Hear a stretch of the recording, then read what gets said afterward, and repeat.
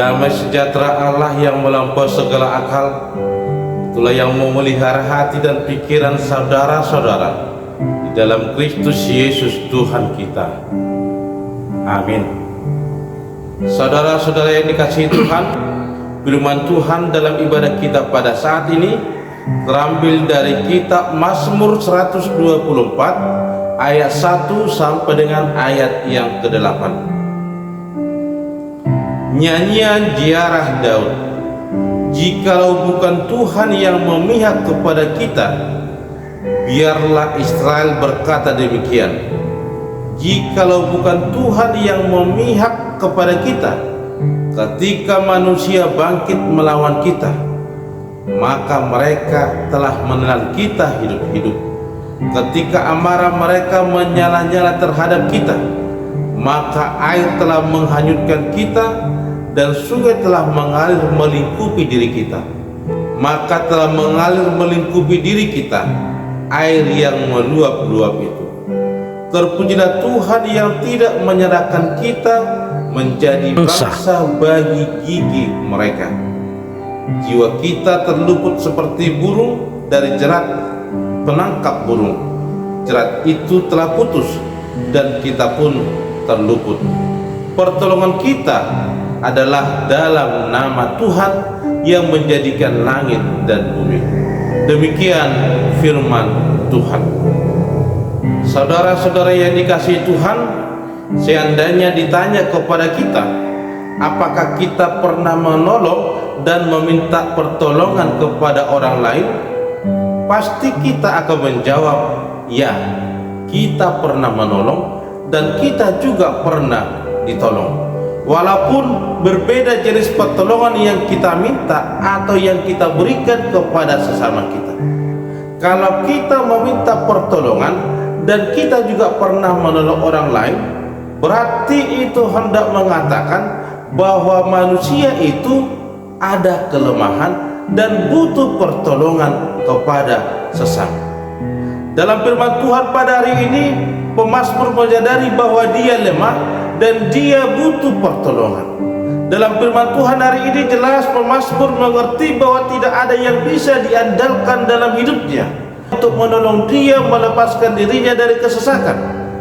Dikatakan sebelum firman Tuhan hari ini dalam Mazmur 121 ayat 1 sampai 2 dikatakan, aku melayangkan mataku ke gunung-gunung, dari manakah datang pertolonganku?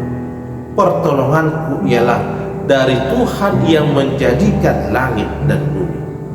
Pemazmur melayangkan matanya ke gunung-gunung itu hendak mengatakan dia butuh pertolongan, dan dia mencoba meminta pertolongan dari gunung-gunung yang pada waktu itu memiliki makna gunung memiliki kekuatan yang bisa untuk menolong.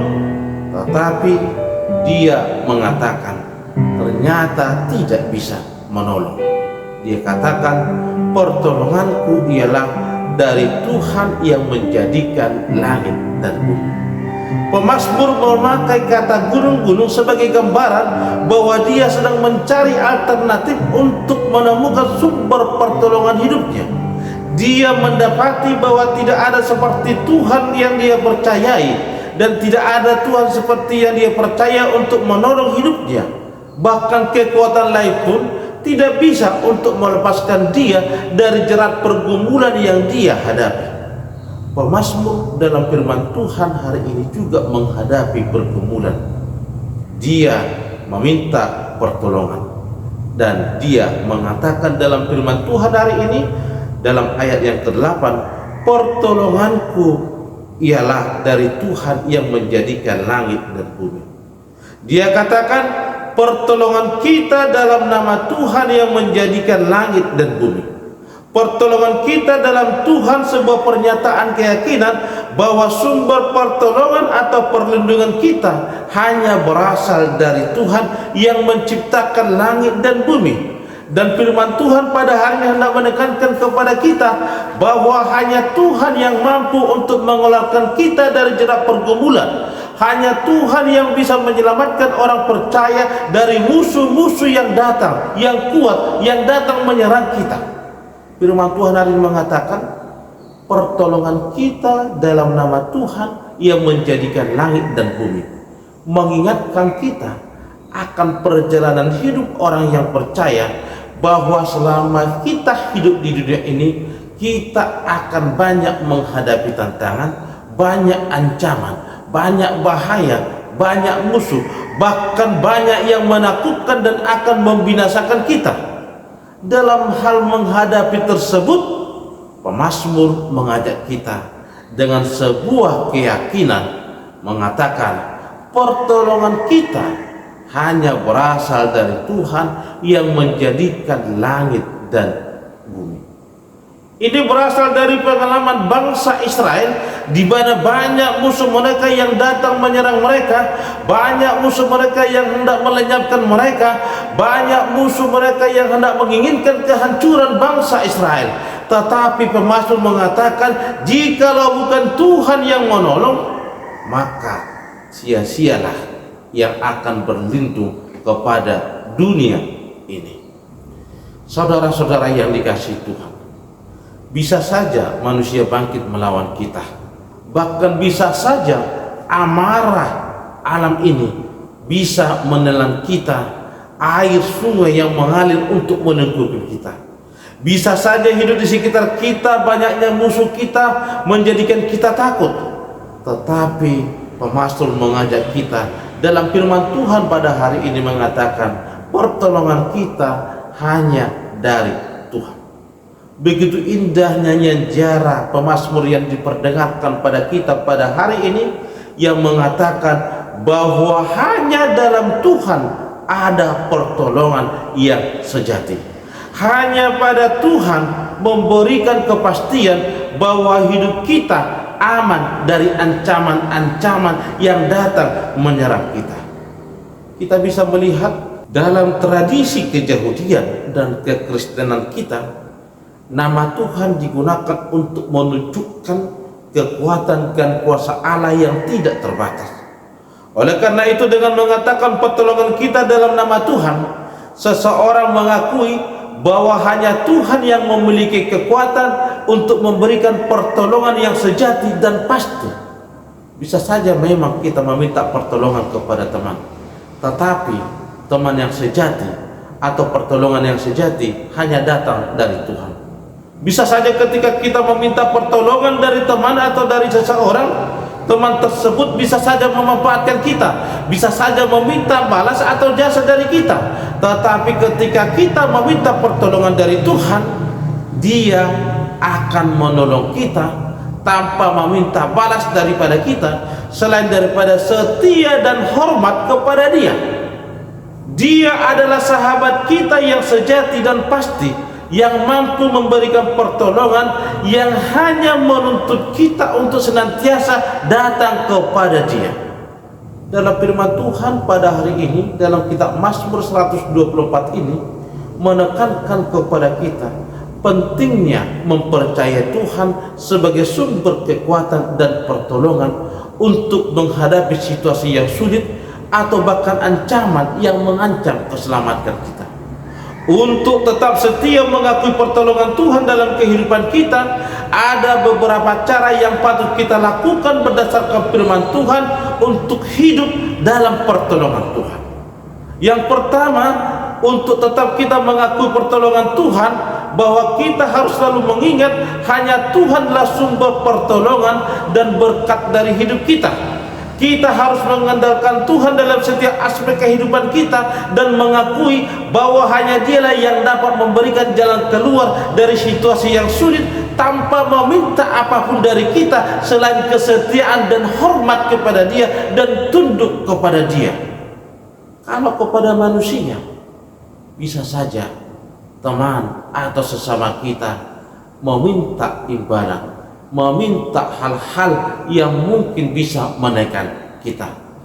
Tetapi pada Tuhan, kesetiaan dan hormat dan kepatuhan kepada Dia yang diminta dari kita. Yang kedua, agar pertolongan Tuhan itu terus ada dalam kehidupan kita, kita diajak untuk berdoa secara teratur, memohon bantuan Tuhan dalam doa kita sebagai sarana kita untuk berbicara kepada Tuhan, untuk curhat kepada Tuhan ketika ada pergumulan. Kalau kepada teman kita curhat, bisa saja teman tersebut menceritakan pergumulan kita atau isi curhat kita kepada orang lain.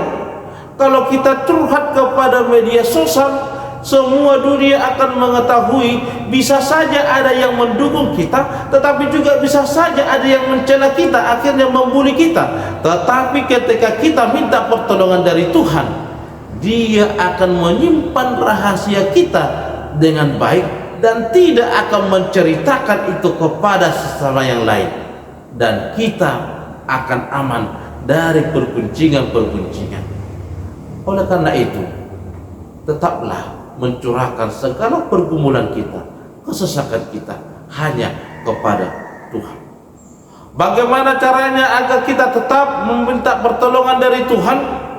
Kita diajak untuk senantiasa setia membaca dan mempelajari firman Tuhan. Karena dengan mempelajari firman Tuhan, ketika ada pergumulan, kita akan dikuatkan. Kalau kita menghadapi pergumulan dengan membaca firman Tuhan, itu sebagai jalan Tuhan, sarana Tuhan untuk memberikan jalan solusi di tengah-tengah kehidupan kita. Oleh karena itu, andalkanlah Tuhan dalam hidupmu dengan cara membaca dan merenungkan firman Tuhan, agar apapun yang kamu hadapi, kita kuat dan kita memiliki solusi yang tepat di tengah-tengah kehidupan kita. Untuk setia mengakui pertolongan Tuhan dalam hidup kita, kita perlu menghindari dosa dan memperbaiki diri kita. Menghindari dosa dan memperbaiki diri adalah tindakan konkret yang diinginkan oleh Tuhan di tengah-tengah kehidupan kita sebagai bentuk kesetiaan kepada Tuhan. Dengan memperbaiki diri, berarti kita memperbaiki karakter kita dan memperbaiki jati diri kita di tengah-tengah kehidupan kita. Dengan memperbaiki diri dan menghindari dosa, kita akan kuat kalaupun ada orang yang tidak menyenangi kebenaran dalam hidup kita. Tetapi ketika kita melakukan salah, melakukan dosa, akan lebih banyak lagi tekanan yang akan kita terima. Karena apa? Sedangkan kebaikan dan kebenaran saja kita lakukan, pasti ada yang akan tidak senang kepada kita. Apalagi yang melakukan dosa, lebih banyak lagi tekanan. Tetapi satu kelebihan orang yang benar melakukan kebenaran adalah dia tidak akan goyah. Karena apa? Karena dia akan kuat berdasarkan kebenaran yang akan dia lakukan. Oleh karena itu perlu untuk menghindari dosa dan memperbaiki diri, sehingga kita terbebas dari ancaman-ancaman atau tekanan-tekanan orang yang tidak menyenangi kita, agar kita tetap setia dalam pertolongan Tuhan dan kita tidak goyah untuk meminta pertolongan dari yang lain. Kita diingatkan Tuhan untuk bersekutu dengan orang-orang yang percaya, yang bisa membangun kerohanian kita. Bersekutu dengan orang-orang percaya akan membangun kerohanian yang sehat di tengah-tengah kehidupan kita, akan dapat membantu kita untuk tetap mengakui bahwa hanya Tuhan yang bisa menolong kita. Seandainya kita tidak berteman atau bersekutu dengan orang-orang yang membangun iman kita, bisa saja iman kita menjadi tersesat. Contohnya, banyak orang akhirnya tersesat meminta pertolongan dari dunia ini.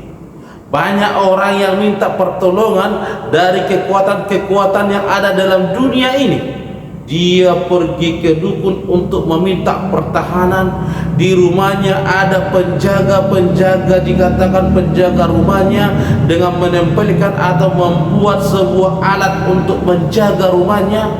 Tetapi ketika kita berteman atau bersekutu dengan orang-orang yang seiman dan membangun iman kita, kalau ada persoalan, orang tersebut bisa dipakai Tuhan untuk memberikan solusi dalam kekhawatiran kita, dalam pergumulan hidup kita. Oleh karena itu, saudara-saudara dikasih Tuhan, perlu kita bersekutu dengan sesama kita yang bisa membangun iman kepercayaan kita dan bisa untuk memberikan solusi yang baik sesuai dengan firman Tuhan. Kita patut bersyukur memiliki Allah yang mau menolong kita, yang mau menyelamatkan kita, yang mau senantiasa hadir di tengah-tengah kehidupan kita. Kita patut bersyukur memiliki Allah yang setia mendengarkan segala keluh kesah kita. Kita patut bersyukur memiliki Allah yang benar-benar mampu mengeluarkan kita dari ragam pergumulan yang kita hadapi di tengah-tengah kehidupan kita. Persoalannya adalah apakah kita mau setia meminta pertolongan kepada Tuhan, apakah kita senantiasa mau mengandalkan Tuhan di tengah-tengah kehidupan kita, atau kita mau berpaling dari Tuhan dan meminta pertolongan dari dunia ini. Itu bisa saja terjadi, tetapi Tuhan mengatakan kepada kita bahwa andalkan Tuhan, mintalah pertolongan dari Tuhan.